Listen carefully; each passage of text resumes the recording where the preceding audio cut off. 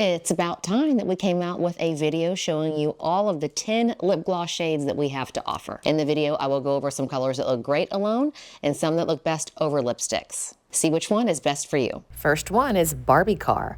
It is a cool tone Barbie pink. Not too bright, perfect for a light enhancement. This one looks great when worn alone or over lipsticks. Next shade is Berry in Love. This is a violet purple undertone lipstick. It looks great when worn alone or over other colors to give them more of a cooler tone. Next up is Birthday Suit. This is one of our best sellers and one of my personal favorites. It is a shimmery opalescent clear toned lip gloss that looks great over lipsticks. I don't love it by itself.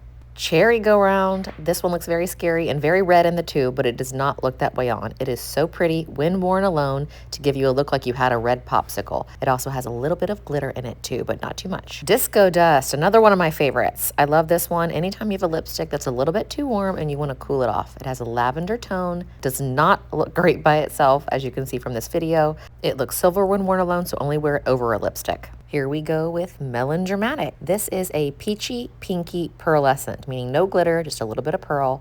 This one can be worn alone, but I do love it over lipsticks. My 2 cents. This is a really different color. It has a copper penny type look. It's a metallic warm coral. Looks really great over warmer lipsticks or on blondes.